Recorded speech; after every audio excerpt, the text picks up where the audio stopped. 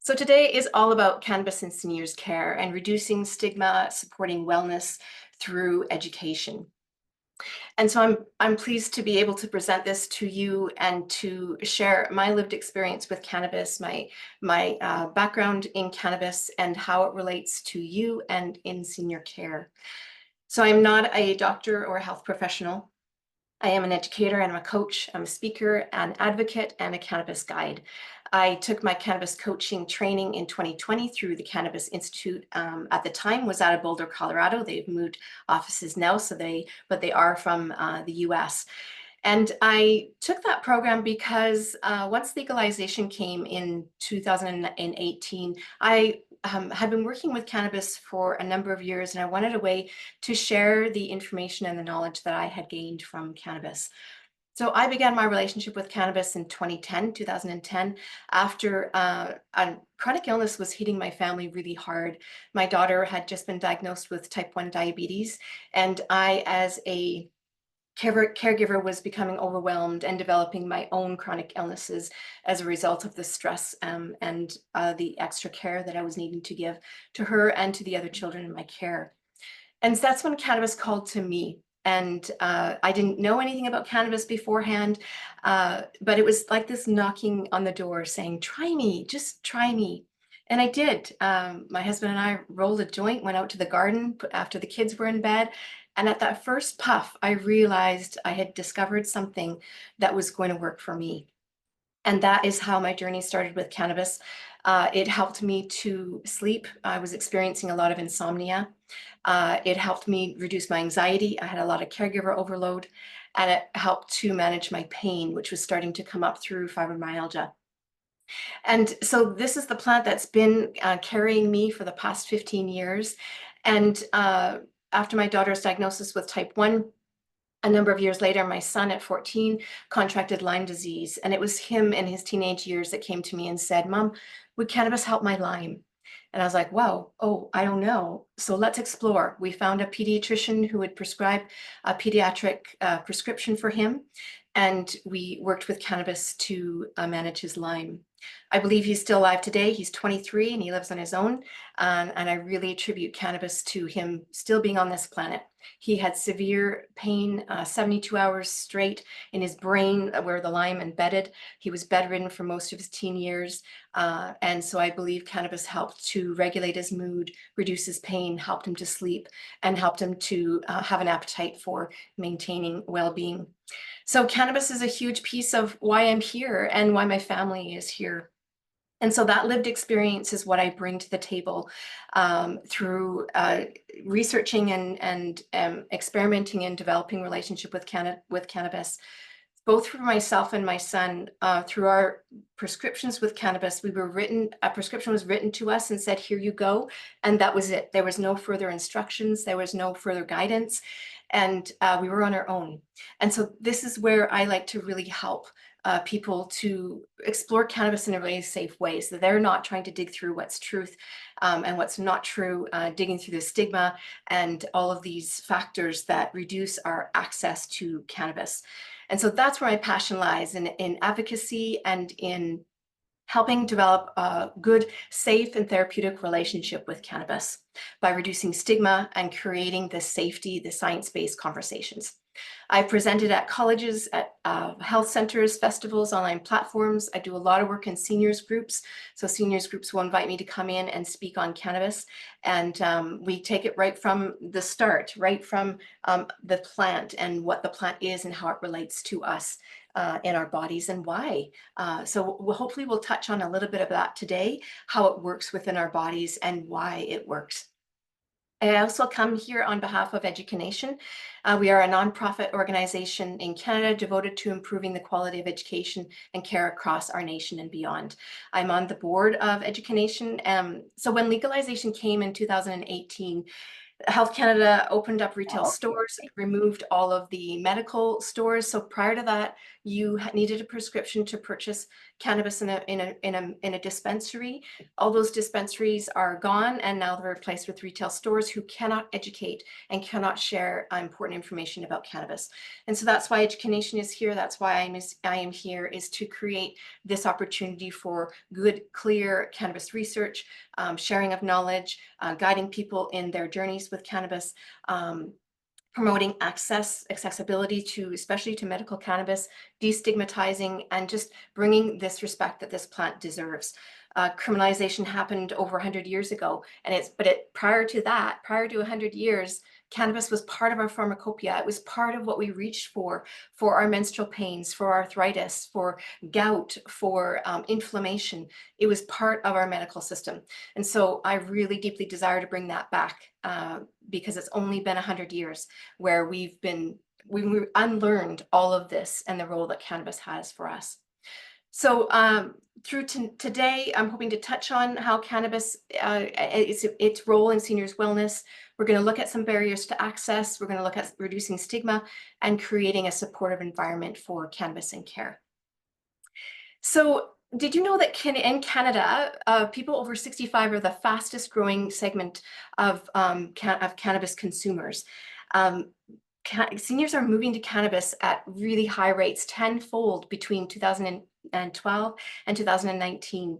And it's really important that we have education, and that people aren't left on their own to try and figure it out and possibly get into a situation where they're uncomfortable with their cannabis consumption. So we really believe in safe consumption and safe access, and we really want to meet the needs of these seniors and aging population who are reaching to cannabis. And we're also curious as to why they're reaching to cannabis in such droves. And here are some of the conditions that they are finding benefits with. So there's many different conditions that cannabis works with. Just a few of them here. There's arthritis and pain, mood, depression, cancer, sleep, appetite, inflammation and anxiety, brittle bones, end of life care, MS, epilepsy, Parkinson's, dementia. Cannabis has a degree of efficacy in over 300 chronic conditions. And so we has a wide range of where we can utilize cannabis. And it's not that cannabis is a cure-all, not at all. And it's not that cannabis works for everybody. It doesn't. However, it works for a lot of people, and it can help with a lot of conditions and symptoms. But again, it's not a cure-all, and I don't support it in that way. Again, back looking at studies show that our older adults are reaching to cannabis largely for pain and sleep. These are the two main areas that we find the most results from, and the broadest range of people reaching to cannabis. Our adults are reporting that cannabis positively impacts their lives. It helps to bring back a bit more independency, or a bit more feeling like themselves, a bit more light in their eyes, and a bit more bounce into their step if they still have that mobility. It brings back just a little bit more life. And we're also noticing that older adults are less likely to report problematic cannabis use like we are seeing in our youth right now. And there's many reasons for that, which I won't go into. But through education, we are able to have a really huge safety profile for seniors in cannabis. And we're not seeing this problematic cannabis use, largely because their doses are lower, they're getting the right education, they're consuming cannabis with the intention of therapy and medical use as opposed to recreational use. And cannabis has this wide range of availability to work with us in many different ways. So if we want to get high, cannabis says, I'm there for you. If we want to reduce our pain, cannabis says, I'm there for you. And if we want to get a good night's sleep, cannabis is there for you, for us, for that as well. But the important piece that differentiates between our recreational consumption and our medical consumption is our intention. Cannabis responds really well to our intention and what we are going into relationship with cannabis for. And so I really encourage people to be really clear as to what you're reaching to cannabis for and what results that you are looking for. So as I was saying before, the research shows us that pain and sleep are the two large reasons why people reach for cannabis. Research is showing us that cannabis is safe. It's very well tolerated, and it's associated with clinically meaningful reductions in pain for older adults. It may provide these therapeutic effects on pain with a very reasonable safety profile, but the product profile, the dosing, the intake, it varies between individuals. And so it's a customized approach. We all tend to start at the same spot, the same place. We're all starting really low in our dosing, but where we end up is very unique. And it takes a bit of an experimental phase to be able to work through what's going to work for each person. It's not like a pharmaceutical prescription where it's take 2 pills a day and you're good to go. It's not quite that simple. But once we've reached that therapeutic effect, most people can find they can develop a stable connection with their dosing with cannabis. Sleep as well is huge, and sleep for all ages, and especially for our elders, is so important because we heal when we sleep. And if we are not getting a good night's sleep, then our health declines substantially and much more quickly. So research again shows that cannabis may have therapeutic potential for treating insomnia and by decreasing sleep latency. So it can help us fall asleep, it can help us stay asleep, and it can help us wake up more refreshed in the morning when we have a good and adequate dose for each individual. It also can increase our melatonin production and support the sleep-wake cycle, inhibit the arousal system. So I put little links to these studies are all right here. I believe you'll get the copy of this document as well. So if you want to dig in more deeper into those links, I encourage you to do so. So why does cannabis work within our systems? And why do we reach for it? And why is it compatible? The number one reason is because of the endocannabinoid system. So this is a system within our bodies that was only discovered in the early 90s by Dr. Raphael Mechoulam in Israel. So in 1992, he discovered the endocannabinoid system and noticed its connection to cannabis. So the endocannabinoid system is not talked about largely within the medical community yet, and we're really hoping that they pick it up as a system that they talk about and research and start to address, because it is like the master regulator system of the entire body. The endocannabinoid system wants to bring balance and homeostasis to all the other systems within the body. So the endocrine system, the cardiovascular system, the muscular system, all of these systems are regulated by the endocannabinoid system. And if we do not look to that system first and help to support that system and allow it to bring balance and homeostasis to the rest of the systems within the body, we're not fully utilizing the healing capacities of our bodies. So cannabis interacts with the endocannabinoid system through cannabinoids. So we have THC. You probably heard of THC and CBD. Those are called cannabinoids. But we also have cannabinoids within our own bodies. These are called endocannabinoids, endo meaning made within the body. So these cannabinoids, there's 2 that we know of right now in research, and there'll probably be more coming out as research continues. But these 2, the first one is anandamide and the second one is 2-AG. Anandamide, fascinating cannabinoid within the body. So ananda is the Sanskrit word for bliss. So we have a compound in our body that means bliss. So that means to me that we are supposed to be blissful beings. We're supposed to be regulated and balanced, and our emotions are stable, and we are supposed to have health and well-being within our bodies. Our bodies naturally create this cannabinoid to create that blissfulness within the body. But what happens with our environment and with our ways of being is that we find deficiencies of anandamide within the body, and we can't reach that blissful state and that state of homeostasis. And so this is an important piece to remember when we're thinking about THC and CBD. We also have receptors within the endocannabinoid system that anandamide, 2-AG, as well as the cannabinoids from cannabis bind into. So we have our CB1 receptor, which is found in the brain and the spinal cord. We have our CB2 receptors found in the GI, liver, spleen, skin, and reproductive organs. And so each of these receptors will invite anandamide and 2-AG into these receptors to help communicate balance and homeostasis to the rest of the systems within the body. So what happens if we're deficient? What happens if we can't reach homeostasis and we're finding imbalances and dis-ease within our bodies? That's when we can look to cannabis, because these cannabinoids mimic the work of anandamide and 2-AG within our bodies and bind into those same receptors within the endocannabinoid system. One of the key things to consider here too is that we do not have any receptors in our amygdala, which is our life-saving receptors within the body. There are opioid receptors, and that is why we can overdose on opioids, but there are no endocannabinoid receptors within that sector of the body. And that is why you don't hear, we do not have any research showing of anybody having a fatal incident with cannabis alone. There's could be other factors, but cannabis alone does not cause overdose and deaths. It is that kind of a safety profile. So the two main cannabinoids that we work with are THC, delta-9 tetrahydrocannabinol, and CBD, cannabidiol.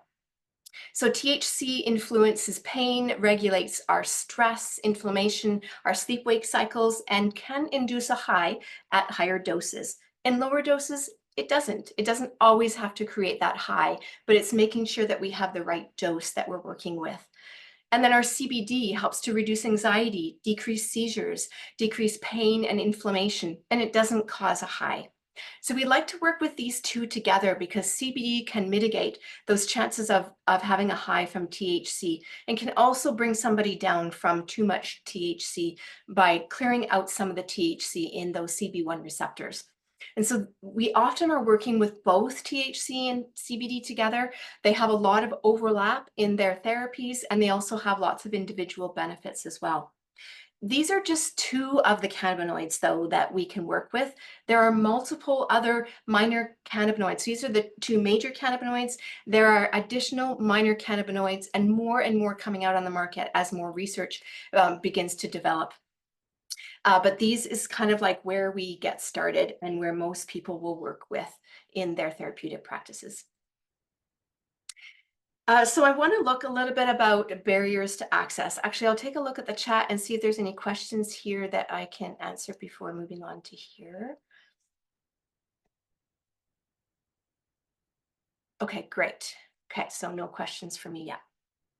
So our barriers to access are huge right now. So we have a legal, recreational and medical system within Canada through Health Canada, but our access is very limited, especially in the medical aspect of things. And so prior to speaking with you today, I wanted to share a little bit about what people are experiencing and through this survey. So this Cannabis in Seniors Case survey was a 10-question survey that I published through my newsletter, through social media, through retail stores, through cannabis conference that I was just at, through friends, family, whoever distributed it widely. And we had 89 responses. 64% of those responses were from seniors, 25% were from adult children of aging parents, and 12% from caregivers or social support workers, and 13% from the aging or wellness sector.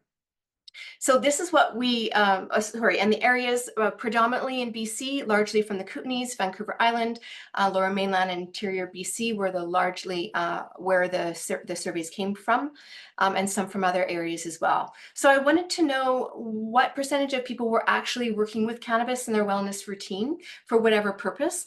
And 70% of people responded that they were, yes, that they were using cannabis in their wellness routines, and then smaller percentages of people not using cannabis or whatever other reason that they either were or weren't consuming cannabis. Then I wanted to know, why have you reached for cannabis? What is cannabis doing for you? And you'll see the top 3 reasons are the same 3 reasons that research has been showing us: sleep, pain, and anxiety. And then a myriad of other reasons as well, where people are finding cannabis to be beneficial for them also.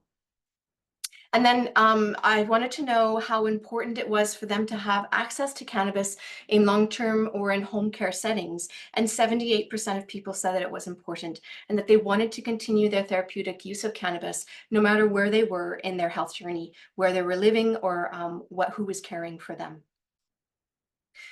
I also wanted to inquire about what the challenges or barriers that people have been faced when working with or asking about cannabis in a medical or care setting. So, some of these people have already been working with cannabis. Some of these people are curious about cannabis, have been asking questions about it, and largely they're finding the lack of support from medical professionals is one of the huge barriers to access. 39% of people. A lot of people saying that my doctor refuses to talk about cannabis. My doctor refuses to give me a prescription. I've had clients say that my doctor said that they would drop me as a patient if I brought up cannabis again. This is not okay. Cannabis is legal. We have the right to access cannabis in a medical way. And our medical professionals really need to encourage them to get on board. Number two reason for barriers to access is judgment or stigma from staff in care settings. 31% of people are feeling that, just feeling some judgment, feeling some stigma. And that can come from just miseducation and just not knowing about how cannabis can be beneficial for us. Again, we've had 100 years of preaching to us about how cannabis is bad, how cannabis leads to non-motivation, how cannabis is not medical, and how it doesn't have any benefits for us. But as we can see, prior to 100 years, it was part of our pharmacopoeia. Queen Victoria was prescribed cannabis for her menstrual pains by her doctor. So if we can look to royalty as being including cannabis in their care, we need to look at what's happened over the last 100 years and why are we in this situation now where we are not respecting this plant and its medical benefits for us. The third challenge is difficulty accessing reliable information. And that again is thanks to Health Canada, who launched legalization but didn't launch any education.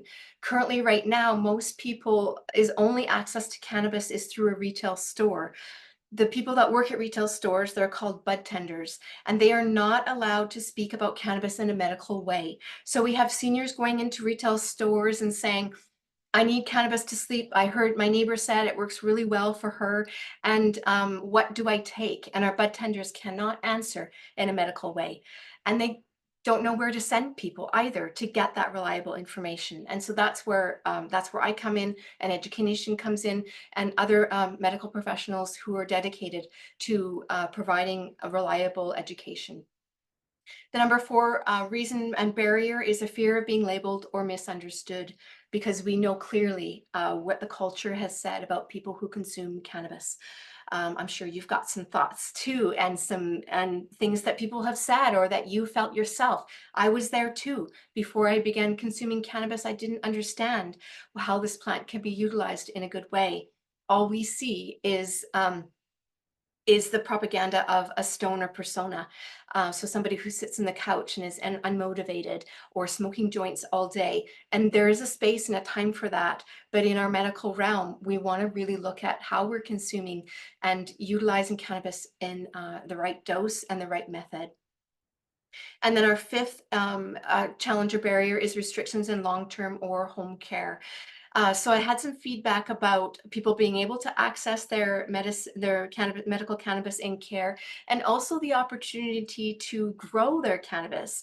So legally, we can grow for plants, and I know that's super challenging in a care facility to be able to have cannabis in that way. So I'm just going to leave it there. But just that concept of, actually, somebody had said to me they had called around different places, and there was one place that they found that who would allow them to grow their cannabis plants. So that's pretty cool.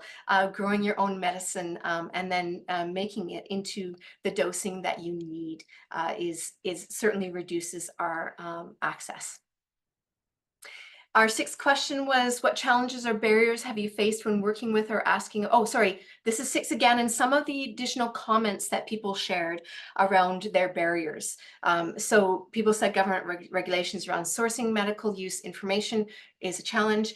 My GP said we have to try other remedies before cannabis. Somebody said, I've noticed a stigma regarding cannabis in both personal and previous work situations. My doctor is not interested in knowing anything about cannabis and always tells me there's no science behind it. This is so upsetting, as I know it has tremendously helped me in many ways that pharmaceuticals have not. My doctor refuses to even consider it and doesn't want to hear about it at all. Another person said we were always very quiet about her use. I think they're referring to their mother. And then somebody else knows of a friend who had to hide their cannabis in the facility so that they wouldn't know that she had it. So that's really challenging too. And I'm curious how how you deal with that if somebody really wants to have their cannabis medicine available to them.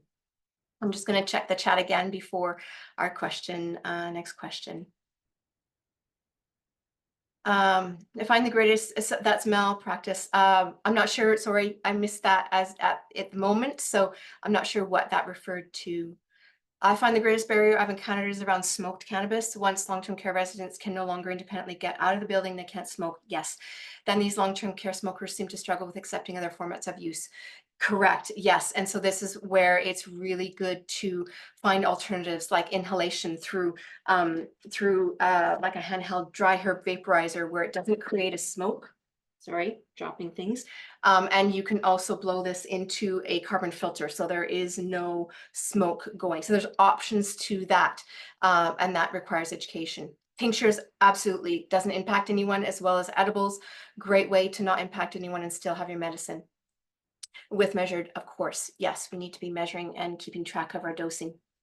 Our seventh question was, have you ever experienced stigma or felt judged for your interest in cannabis? 57% of people say yes, and that is a large amount of people. So the large majority of people are still experiencing that stigma. And I have perpetuated that myself by not being public about my consumption. Prior to me really being public about how I was utilizing cannabis, I would hide my use. My children didn't know about it, and my extended family didn't know about it.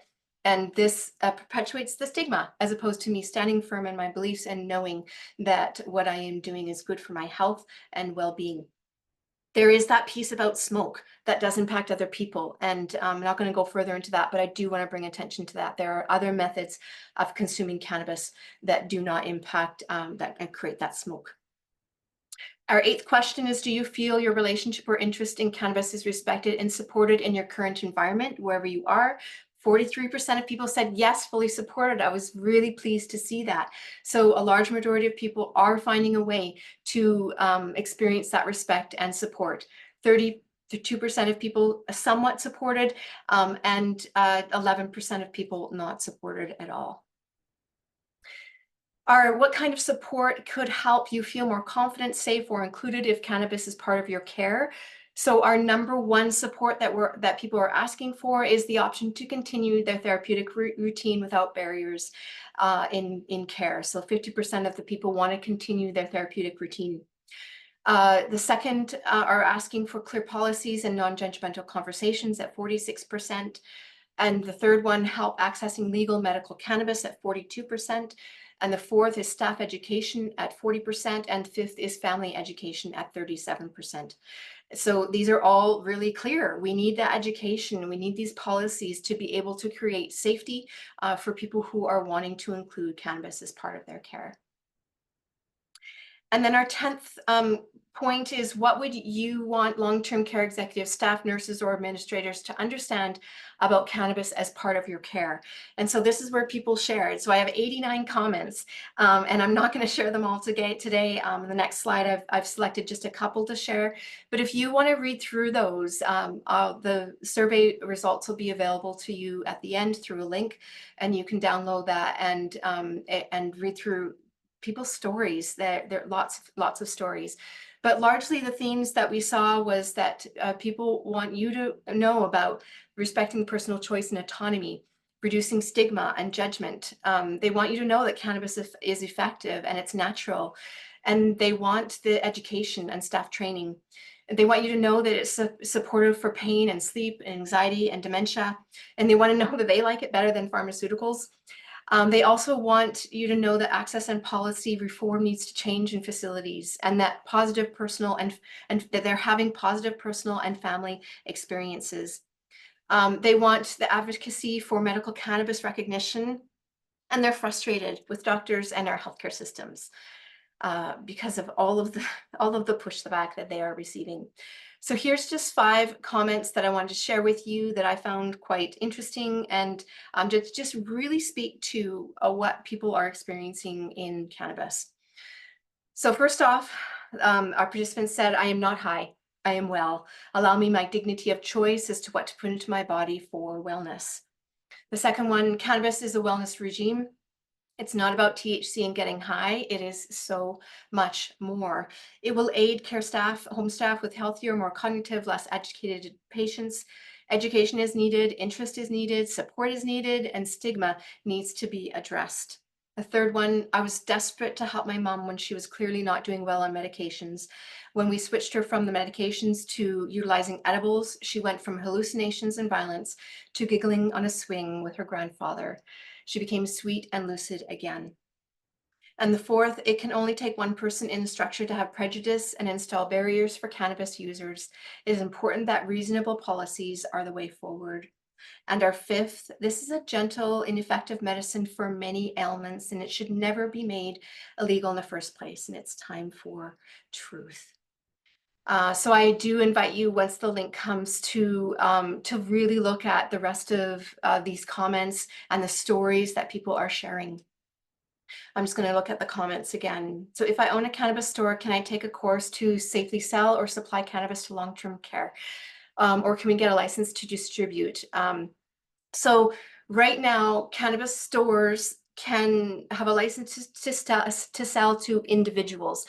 So I'm thinking that there's a way that you could collectively order cannabis through a retail store and have it delivered to a long-term care facility. I've seen that done at festivals.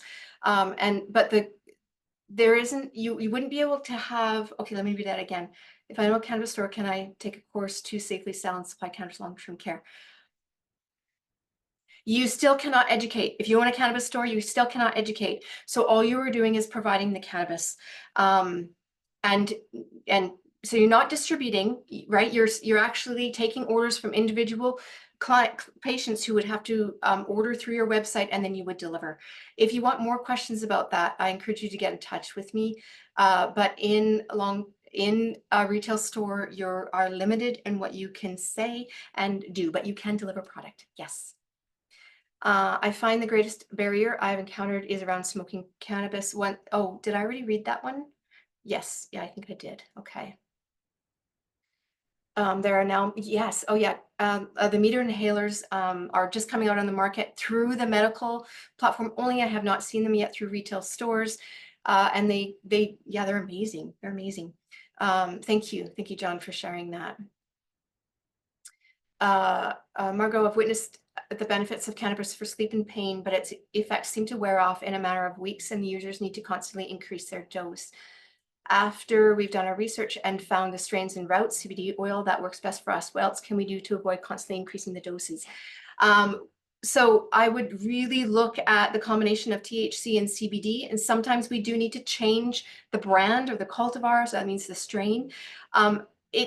It shouldn't be wearing off in a matter of weeks. Generally, we build up a tolerance over a longer period of time. But if that's happening, then it would need to be, something needs to be adjusted in your dosing, whether it's the product. I also really support full spectrum products as opposed to isolates. Isolates are just extracted, so it's an extracted THC or an extracted CBD, and you don't have the full benefit of the full plant. So I would first make sure that you're on full spectrum, and then I would experiment with different brands and just see if it's brand specific that is causing that to wear off quickly. Michaela, most of my background is emergency nursing. I saw a few repeated presentations of CHS, but since then I feel like I haven't heard about this condition. Is this a factor concerning for seniors? Largely, no. So CHS is a cannabis disorder that we are noticing. It's actually increasing quite a bit now.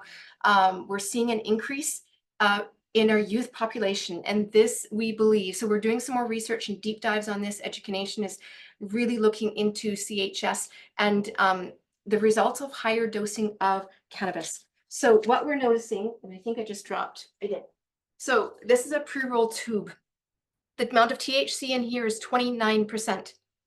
29%. This is cannabis that I've grown in my garden. It's between 15 and 20%.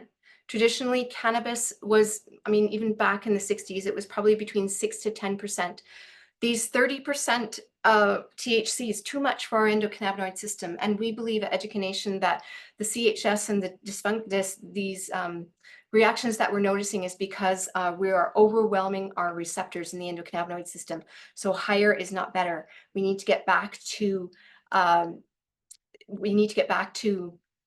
lower dosing of cannabis that doesn't overwhelm our endocannabinoid system. Yes, cannabis hypermeneses syndrome. So it happens, usually it results in chronic vomiting. As soon as you stop cannabis, it stops. So it's not a chronic condition.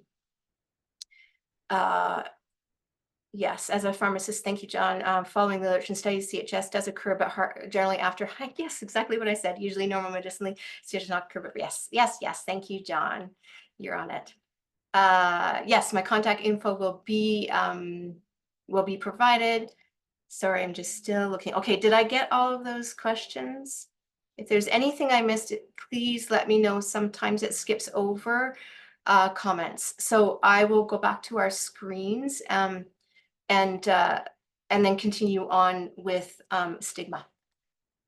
So this is probably one of the very most important things that you can do in care, is to look at stigma, your own and your centers and our cultures, your families. We all have it because we grew up with it. And stigma impacts our ability to access cannabis. When seniors feel that they will experience stigma for their questioning or their connection to cannabis, they step away from dosing. Even if it was effective for them, they will stop their dosing. And we don't want that. If cannabis is working in a good way for them, we want them to be able to continue on with their care. And I know it's happened to me as well. I used to only take cannabis at night for pain and sleep, because I didn't want to have it during the day, because I didn't want people to think that I was high on cannabis during the day. So I would go all day without cannabis and be in pain. And then I would have my pain relief at night. And then I got to thinking, what am I doing? I can consume cannabis during the day in a dosage that doesn't make me high and still manages my pain. And so I was able to work through that stigma so that I can dose all day or all night, however I need to work with cannabis, and not be high if I don't want to be. Our second stigma thrives in the unknown. So in misinformation and in not knowing about this plant and its benefits and how we work with it in a good way, that is where stigma comes up. And that's where we revert to reefer madness, and we revert to these ways of thinking cannabis can't work for us. So by normalizing cannabis and by getting educated through an educator, somebody like myself, through education, through other medical professionals who are working to promote cannabis through education, it will really help to reduce that stigma. And stigma is a barrier to dignity. So cannabis therapy often is a part of a person's identity and wellness, and denying access just really undermines the autonomy and our right to choose, especially if somebody has a medical prescription. So what we're finding right now is some people do go to the effort of getting a cannabis prescription, and some don't, because they can just go to a retail store. But I encourage people in care to get a cannabis prescription, because that ensures your right to consume, because it is your medicine. You have a prescription from a doctor. It also helps you to create a care plan around what dosing and what products you're utilizing for cannabis. So as I am speaking with seniors right now who are not in care, my big encouragement is to get that prescription and start documenting how you're utilizing cannabis, so that if somebody else needs to take over that care, they know how to continue that for you. And then creating supportive environments. So it comes down to our policies, making sure that we're looking at our policies, that they're clear and they're compassionate, allowing for safe consumption, either through edibles or tinctures or oils, topicals, vaporizers, so things that don't create smoke if we don't have a smoking area.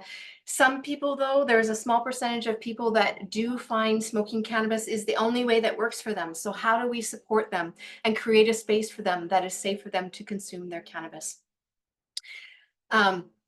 So support starts with listening. So listening to our seniors and asking to listening to what they're asking for. They're not asking for special treatment, but they are asking to continue what is working for them. And what we're seeing right now is because So maybe seniors that are in care right now who have been in care for maybe 2 to 5 years may not have had the experience with cannabis prior to legalization, but now we've had 5 years of educating seniors. I've been in seniors places for the past 5 years. So as they begin to move into care, they might be starting to ask more questions about where is cannabis fit into this environment. And care evolves with courage. So, are we ready to see better sleep, less aggression, more relaxed patients with cannabis therapy? Maybe the opportunity to get off some of their other pharmaceuticals or lessen their pharmaceutical use and lessen the side effects. As I said before, the cannabis profile is very safe. The side effects are minimal and often can be reduced by adjusting dosages or method of intake. And once you stop cannabis, any side effect is dissipates. So it's nothing that's long term or that impacts us long term. Just for an example, some of the side effects of cannabis are dry mouth, can be dizziness, can be increased heart rate. So these types of conditions that again can resolve on their own once you are off of cannabis. Nothing that impacts or destroys organs within the bodies. Within the body. It is important to connect with pharmacists as well and make sure that any interactions are looked at and taken care of really and observed really carefully. And to also some of the pharmaceuticals that people are using, cannabis will also address. And so some people will taper their pharmaceuticals if they're working with cannabis. So it's just things to be aware of. So those are the 4 areas that we've covered. We've looked at how why seniors are reaching for cannabis, how cannabis works within our bodies and our endocannabinoid system, what our large barriers to access are, our judgment, access to the medical community, access to education, the stigma that we are all surrounded in our culture, and then creating supportive environments. And so I want to open it up for more questions. Do please feel free to be in touch. There is so much more to share. This is really just a drop in the bucket. The science of cannabis is extensive, and so I only just briefly touched on that, so that just to give you just a bit of information to kind of move forward on. So that full survey is available for you to download. I think it's going to be in the comments. If you are interested in learning more about cannabis and care, looking at your policies, staff training, patient education, that's what we're here for. And that's what we would love to offer for you and find ways of allowing people to move forward with dignity. So I'm going to stop the share if I can find the and then go back to the comments. And I do welcome more comments and questions as we move forward. Great. Okay. So any more comments or questions that I can answer? Is there anything that you would want more, just a little bit more information about? Thank you, Nadine. Thank you so much, Therese. That was a wonderful and super insightful presentation. I know I learned a lot. I was wondering if you had any more, you know, trainings or like coaching sessions or whatnot that, operators could take benefits from, or is that a service that you provide? Yes, I do. So I usually am booked by an organization to either come in through Zoom or in person, depending on when you are. So I did say I was on tonight's land. That is Nelson, BC. That is where I reside. And so, yes, I am available to book for groups and go through the whole science of cannabis, from intake methods to selecting dosages, to looking at ratios, to looking at other cannabinoids in addition to THC and CBD and how they interact with our bodies. I do presentations on driving in cannabis, on how to get a prescription. Getting a prescription is not intuitive. It is very difficult. Health Canada has not made it a smooth process. So I have a whole course on how to work through that as well. I do have an online course that's an introduction to cannabis that I can provide to people if they email me as well. What else? Yeah, there's lots available, as well as one-on-one coaching and group opportunities as well. Yeah, that would definitely be super useful for the operators, for any practitioners who are joining us today. And I was just looking at, like, my job was to monitor the chat and look at all of the questions, but you did an amazing job of multitasking throughout the session. So thank you so much for that. We'll keep the floor open for a couple more minutes if people have more questions, or if they're thinking about more questions to ask you. Okay. I just want to provide that space. While if there, I will share some more of the stories as well. I'd love to be able to share some of the stories, especially, sorry, I didn't have it up right here, but let me see if I can grab it for you. One of the stories about a client in care with dementia. And there were some other really good ideas too. As I'm touching in, somebody had mentioned, wouldn't it be nice if cannabis was in blister packs? So if somebody was consuming their cannabis through capsules, that there would be blister packs. So for pharmacists in this room, that would be amazing. So I'm just looking for this story about the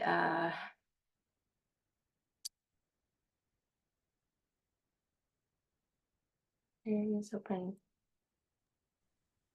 Stacy shares great results in utilizing CBD and THC with some of our residents. That's amazing, Stacy. I'm curious what you were addressing with with that, if you want to post that in the chat. And then I just see Irene has a question too. So please go ahead, Irene. Hi, Trace. This is not a question more. You had mentioned the blister packing. I am also a certified educator and so seniors is my niche. And my mom has been 11 years Alzheimer's now, and cannabis has been pretty much her only medicine the whole time, and she's in care. So we've gone from tinctures to pills to gummies, back to tinctures to oils. And at 6 years ago, I had trouble finding anybody that would blister pack anything for my mom. I found one pharmacist that would, but I actually compound and make my mom's medication. So I was able to get the materials needed to make the gel caps and blister pack them myself and send them off, of course, labeled and showing the home absolutely everything. So it's worked really well. And if anybody has any questions, I've also sat on the Alberta Health Services Provincial Advisory Council.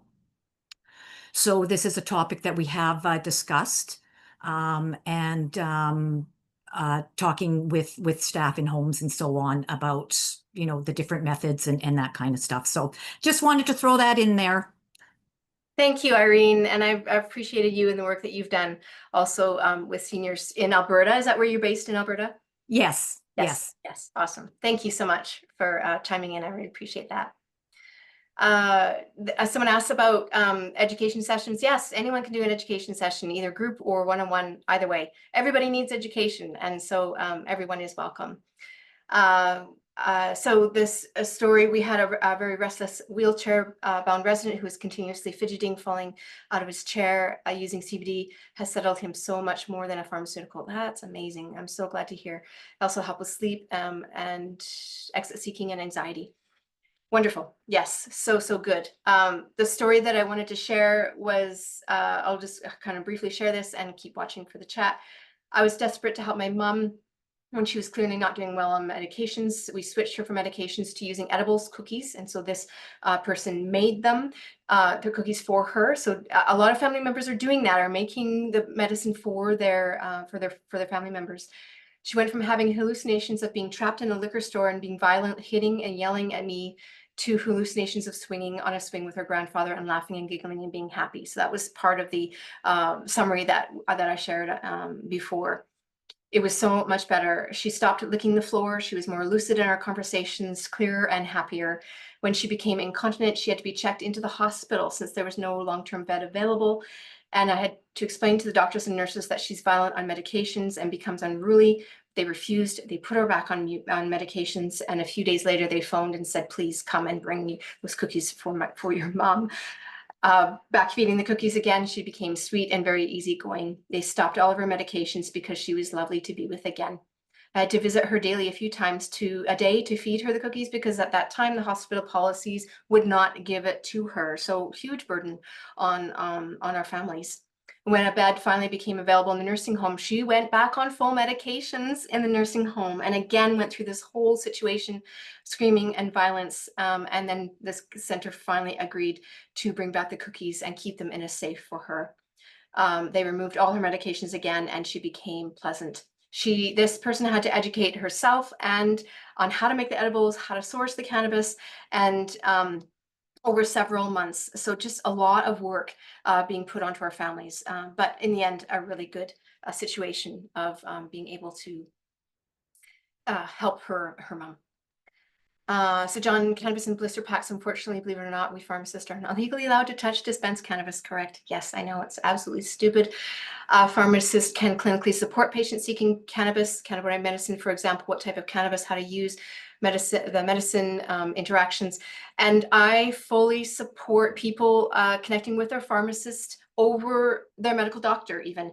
The results that I had showed before is that people are getting a lot of pushback from their medical doctors and a lot of stigma and judgment. But I'm noticing our pharmaceutical or our pharmacists are way more open and are also way more educated to drug interactions with cannabis. So it tends to be a safer place for seniors to go when they're wanting that support. Yes, Irene, yes, I do believe that is Canada-wide. Pharmacists are not allowed to do that. It's very specific on who can work with cannabis. So prescriptions can only come from a doctor or nurse practitioner, but there are lots of clinics online who do offer them. So if a family doctor will not prescribe, I have lots of options for clinics that do. And generally speaking, the prescriptions are generally not paid for. Generally, they're covered. Yes, exactly. Nadine, nurse practitioners way more supportive and educated than our traditional doctors. So it's finding these little areas of the pockets of people who are willing to engage with cannabis and who see these benefits. And I just really thank John for sharing your experience as a pharmacist, and your support of cannabis therapy is so important. And as more and more of us come together, the medical system is going to have to come on board as well and support us as caregivers and the senior population as well. Yeah, that definitely tracks. I feel like I've learned a lot from today's session. Like, my approach towards using cannabis, mostly for my parents or anyone else. I think it's definitely changed a lot. So thank you so much, Jace, for sharing all of your insights, your personal experience as well. Thank you so much for sharing these really powerful stories. And I know that we all learned a lot for sure. Yeah. So as I think there's no more questions. I have one more question and one more Yes. comment. Was the link for the PDF posted as well? I just haven't seen it for the survey. Yeah, no, I'll share the PDF link like after the After. the Okay, session. great. Okay. It's all going to be in that one wrap-up email. Oh, So perfect. Okay, great. yeah, I was just about to say how the recording for the session and also like the slide deck itself would be in a wrap-up email, and it would be sent out to all of the attendees of the session. So Awesome. you can dig through all of those resources Okay. again. Okay, great. And yeah, I think in the chat already, my colleague mentioned your YouTube channel and your contact information as well. So if there's other pressing questions that come to someone's head, they can definitely contact Therese after that. But yeah, thank you so much, everyone. Thank you so much, Therese, for sharing all of your insights. And yeah, please join us for the next Lunch and Learn, which will be November 27th. And that also focuses on seniors wellness and reducing loneliness in the sector. So thank you so much, everyone. And I'm going to give you a couple of minutes back for your day. So I'm going to close the session now. Bye bye. Have a nice day.